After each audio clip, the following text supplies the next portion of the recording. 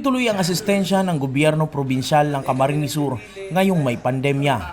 Namigay ng cash ang Kapwerte Food Assistance Program at karagdagang gamit para sa mga residenteng nasalanta ng mga nakaraang bagyo sa bayan ng Minalabak, partikular sa Barangay Katanusan.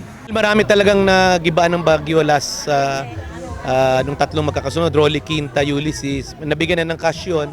Pero iba talaga kinulang, so minabuti namin bigyan sila ng mga yero para makaumpisa. 4 na pong benepisyaryo na nasalanta ng bagyo ang nabigyan ng yero, kabilang sa higit 400 nabigyan din ng Kapwerte Food Assistance Program dito sa Minalabak. Isa sa kanila si Nanay Margie na nagkwento ng karanasan noong may bagyo. Nagaba po intero si Arong May. Katapos ng bagyo, dawa matubig pa, tigpapakarami na si Arong May. Nagibo na lang kami ng papagpapag na matuturugan. Lumipat po kami kasi malalim po yung tubig doon sa amin. Papasalamat po ako kay Kung Henry. Kung hindi po sa kanya, tutulungan po din kami ng mga ulan.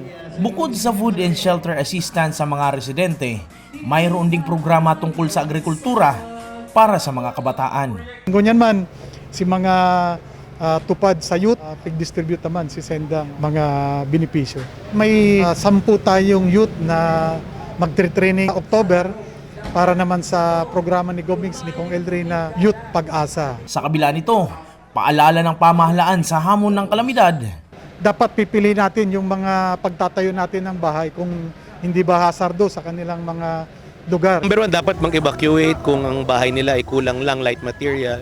Pero palagay ko naman na nakakaasa naman sila sa gobyerno, provincial government, national government, na kung sakali man ma-damage ang bahay nila, nakakatulong kami. Jan Amador, Kamsul News.